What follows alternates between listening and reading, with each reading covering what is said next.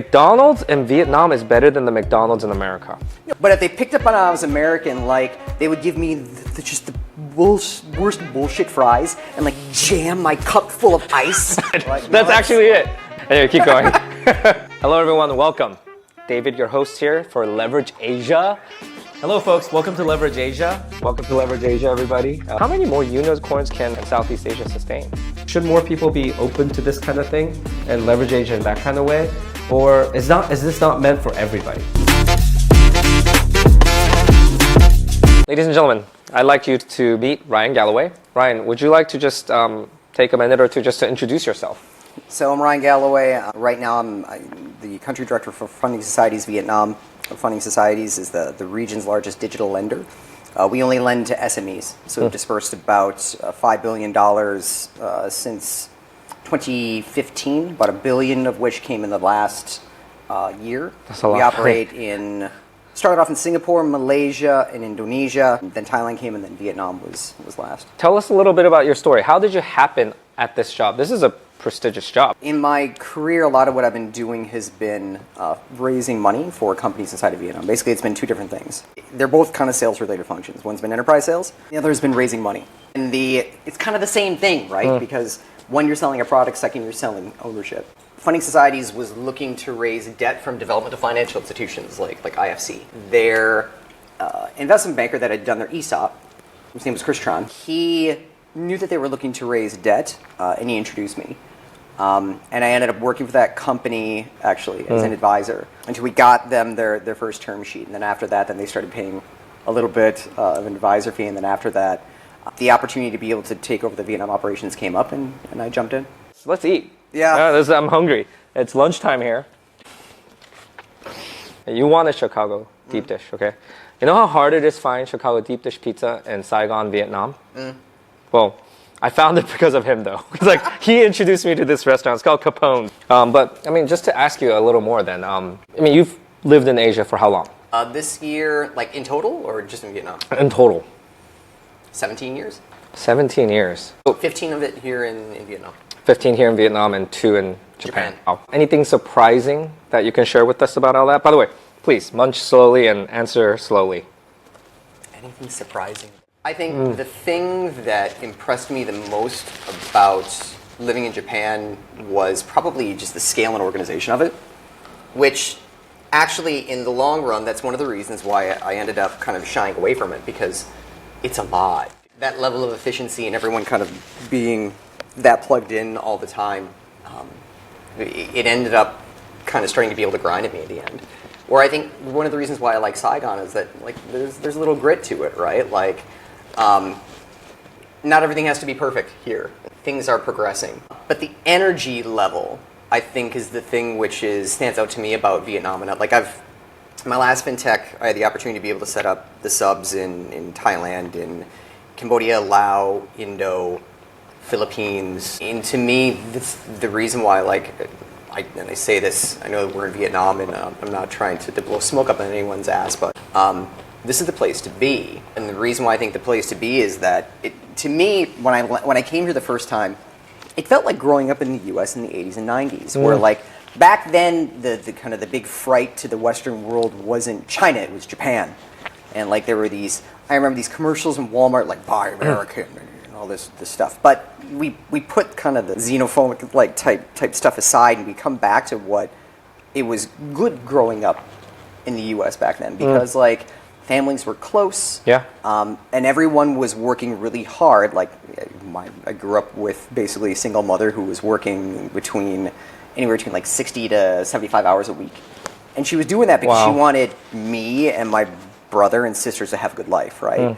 And when I came here, that was the vibe that I got. Yeah, and there was a big, heavy vibe where, like, look, life's doesn't always turn out the way that we want it to be, but as long as we put our kids in a better position than what we were in coming up, our job has been fulfilled.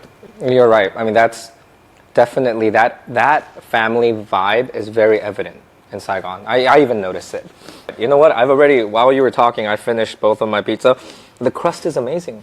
This is actually solid crust. The reason why I like this specific Chicago pizza is they're there's a brand there called Lumonati's, and Lumonati's, what's different about the pizza is that it's a biscuit crust. It's not normal bread crust, it's a biscuit crust, which I think helps it to be able to hold all of the casserole that is a Chicago pizza.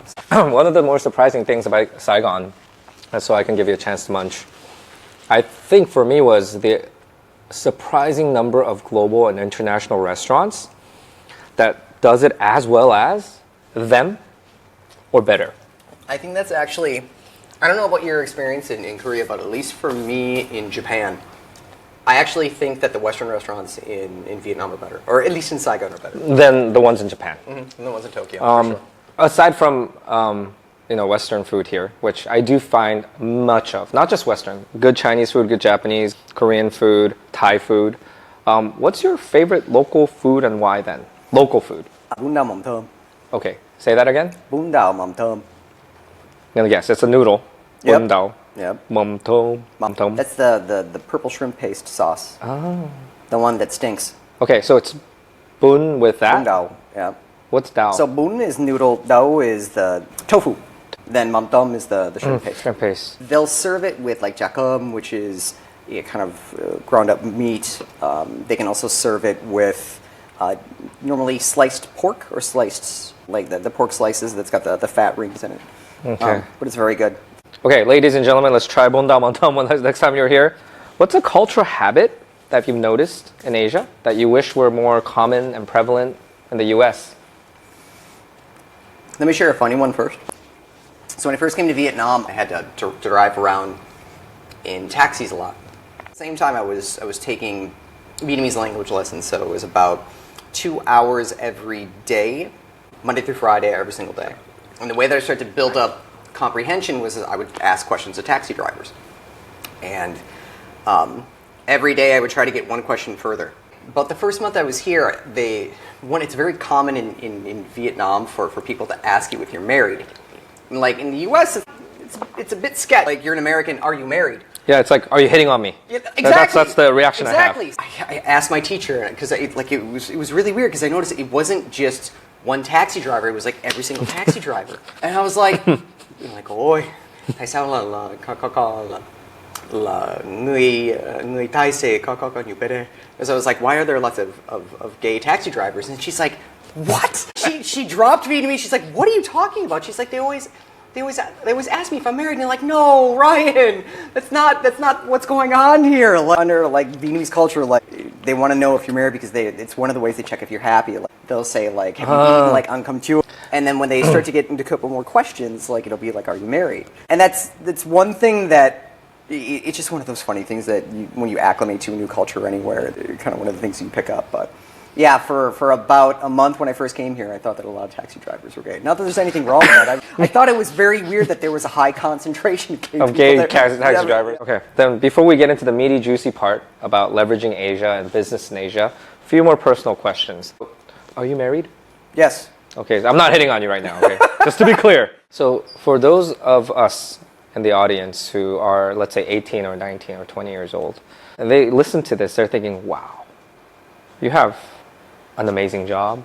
It feels far off for them. What kind of advice would you give them? Like, how could someone, let's say, who's 18 or 19 or 20, who's in college or about to start college, look at a career like yours and think, how do I get there? What's the advice you'd give them, essentially? Like, if you're not here, it's not going to work. I was a director in a publicly traded company when I was 29.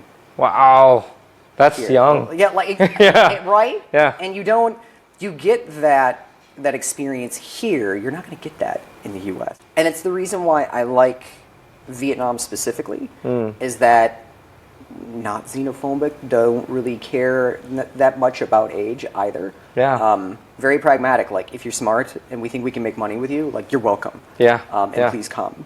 But until you actually get on the flight and come and try to knock on doors and try to figure things out, it's not going to work. It's true. I mean, but that's the hardest thing for many people to do, especially, growing up in a small town or even a big town or a big city.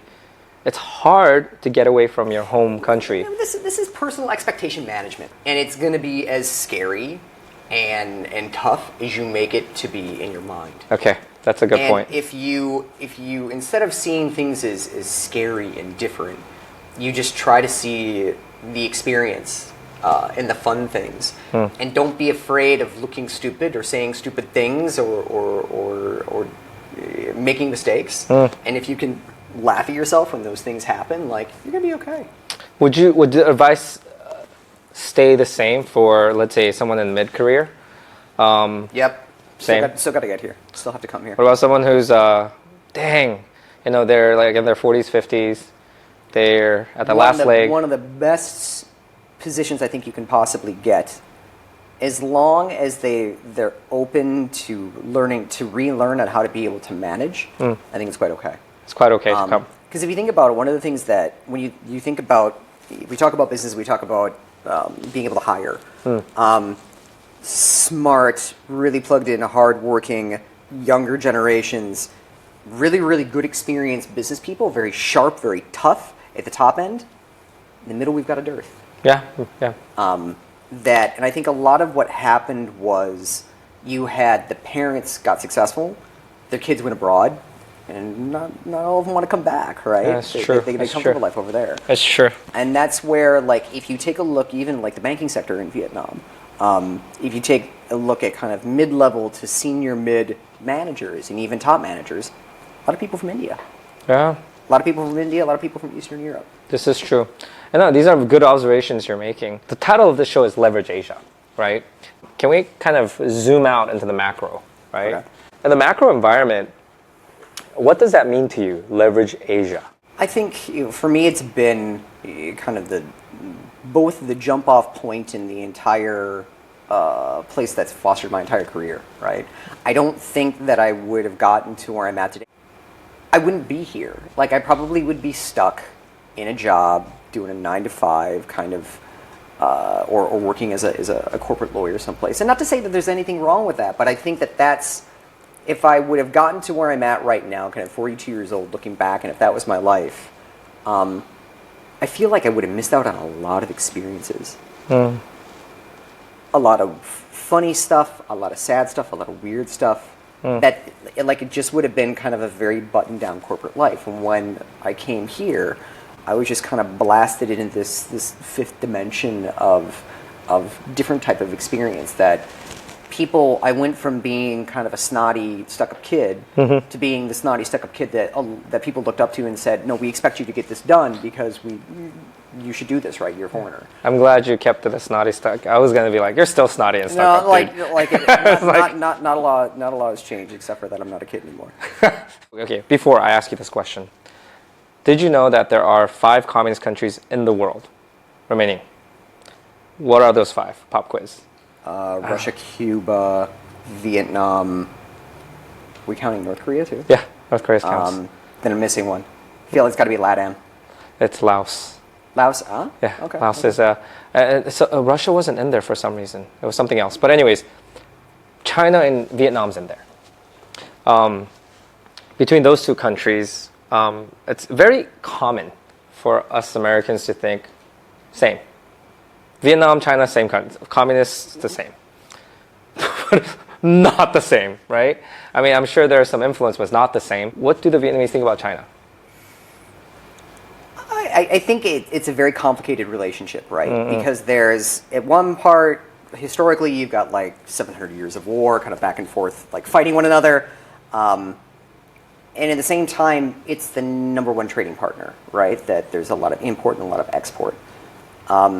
You also have kind of miscegenation of ethnicities too, right? Where if you go into District 5 and District 10 in Saigon, like it's Dalian, that's kind of Chinatown. It's a complicated relationship, right? Because there's historical stuff that's there. There's historical kind of some very deep, rich, painful animosity that's built up, but then there are also very strong economic ties. And so there's always this tension where if you want to stoke up then kind of like the nationalistic pride, then we'll talk about like Hung Sa and kind of the issues that are going on in the South China Sea, versus like we need to be able to trade with one another. I mean, specifically for like agribusiness, China's the number one buyer by far of Vietnamese agribusiness products outside of Vietnam. China is the #1 agro purchaser for many countries in Asia, I feel. I think US too. Yeah. China is a big buyer. So, I mean, economically, to piss off China is a bad idea. The South China Sea issue, I mean, that is a mess, right? If there was a World War III, okay, let me ask you this. What's going to happen? What's Vietnam going to do? I don't think it starts here. Of course it's not going to start here, but what do you think the Vietnamese military is going to do? Yeah. I think Vietnam will continue to do what Vietnam does best, and I think that they'll get the best deal out of playing both sides. The thing that I don't think Vietnam actually gets a lot of credit for is its diplomacy. Like, I think that the diplomatic arm in Vietnam, I think, is very, very good at positioning itself and welcoming people in and getting the best kind of negotiated deal. This is true. Out of countries that are in conflict. Yeah, right? this is true. The number one country that was the biggest beneficiary of Trump's trade war against China was Vietnam. I mean, Intel, Apple. I mean, as a result of a lot of that, they're the kind of fixtures here now. If you were to rank or just name top 3 countries in Asia for people in America who want to leverage Asia to move to, what would it be? Like, just rank them. Top 3. Vietnam, for sure. I think normally people like Singapore. But I feel like Singapore isn't necessarily as welcoming as it used to be. Oh, yeah. I think there's been, and rightfully so, I think that they've had a very open door policy for a very long time, and I think that might actually have been to the detriment to local cultures that are there. I think that what we're seeing now it's not nationalism. I think it's just the swinging back of the lever in the opposite direction, as it needs to happen every once in a while. I quite like Jakarta, actually. Indonesia, Jakarta. I quite like Indo, not for the traffic, for obvious reasons. But to me, it's more about energy, and they've got good spicy food. They like the energy of the people, right? The vibrancy. So Vietnam, Singapore, and Indonesia. Mm-hmm. How many more unicorns can Southeast Asia sustain? Can they? I think each country has its own ability to be able to, with the exception, Sing is always a very tough thing for me. If you're talking about like a Sing only. Sing means Singapore. Singapore, yeah. Each of them can withstand it because the markets are big enough to be able to handle it. But it has to be very, very precise in terms of the product that you're talking about. Right. I mean, Sing, if you're talking about something which is like robo-advising for investment, like, okay, like you could get there because there's a lot of cash that's kind of flowing around. Right. But I think it's sustaining really has to mean like, what does sustaining actually mean? I think you have to take a step back and be like, were the companies that are unicorns now, were they brought up in an environment itself which was sustainable? Which now we figure out, no, they weren't, right?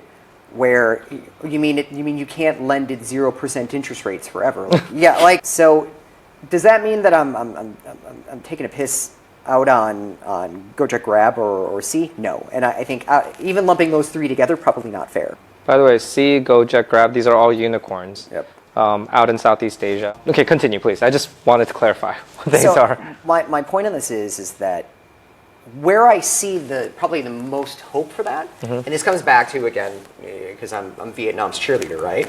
I feel like the entrepreneurs here are tougher. And the reason why they're tougher is because they grew up in an environment where capital isn't always cheap. It's not always plentiful. And if you compare that by comparison with Indonesia, the story's a bit different because in Indonesia, maybe there are more competitors just because there are more people that are there, but there's a ton more capital. And that's the reason why I feel like companies that come up here will have a better chance of dominating throughout Southeast Asia, because if you don't have anything, you come up in a different way. Right. You're going to be more scrappy, especially in times like this where capital isn't plentiful. All right. As a parting thought, any final thoughts or advice you'd like to share with our audience? Like, again, I come down to it. Like, show up. If we're looking at least if we're thinking about Vietnam right now, you're looking at kind of their golden pyramid dividend, right? where the population dividend is going to hit out for probably the next 7 to 10 years. So if you show up and you put a little bit of money in, as long as you don't piss people off or talk heavy politics, the reality is that you're probably going to make more money than you would if you put the money in the stock market in the US. But I think probably the most important part is that for you expats out there that are thinking about wanting to be able to have something in terms of maybe, I don't want to say a dynasty, but just to kind of have something more than just the bank account, where people will actually appreciate the knowledge and perspective and the experience that you can bring. There's no better place in Asia. I think probably no better place in the world to be able to come. Well, how do I buy my plane ticket and move? Right? This is great. Thank you so much, Ryan. Please munch. You eat at the pace of a sloth. You know, it's spicy, it's good, it's the right saltiness, savory with the cheeseburger bun and cheese. It's great. And you can only find that in Vietnam.